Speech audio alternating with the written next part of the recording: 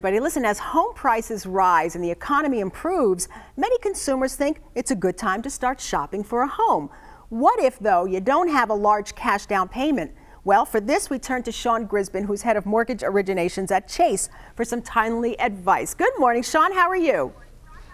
Good morning, Lynn. I'm great. Great. Is it, in fact, a good time to buy a new home?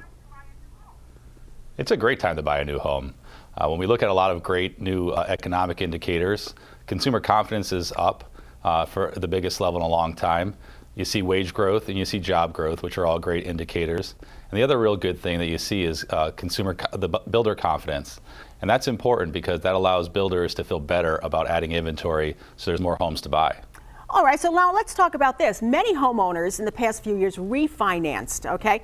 What do you see as is the next big trend now that that refi wave has kind of passed? Well, the refi wave has passed somewhat. I think there's still opportunity for people to go out and have a mortgage checkup, make sure that you have the lowest rate that's available in the market because rates are still historically low. But to the extent you have a great first mortgage rate and you have had appreciation in your home, the home equity line of credit is a great option for those customers. Now, Sean, let's back up a little bit. What exactly is a home equity line of credit and what are the advantages of using one?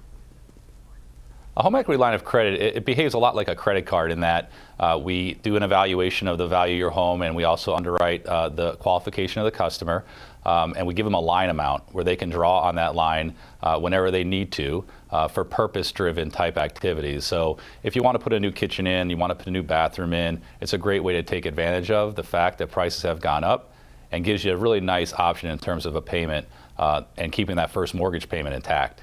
Now, Sean, what do you think? I mean, can consumers do anything before applying and meeting with you for that mortgage? What should they be doing?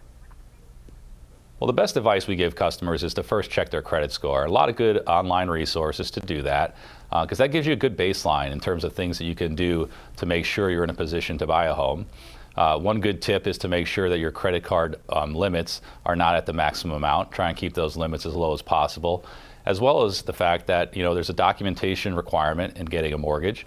And so get your pay stubs together, get your W-2s together, get your tax returns together. It makes for a much smoother process.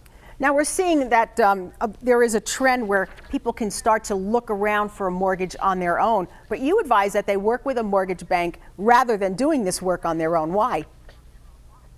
Well, I actually look at it a little twofold. We have experts in markets all over the place, and including on the phone, that can help customers get into the right product. There's a lot of product options out there. There's a lot of costs that people need to understand before they get involved, and I really think our home loan advisors give great advice and position customers correctly. I do say there's a lot of nice online resources that you can use and is a good way to start, but your best bet when trying to make a decision as big as purchasing a home or getting a home equity line is to really talk to one of the experts. Well said. We want to thank Sean Grzebin. Our viewers can log on to chase.com/homebuyers for more information.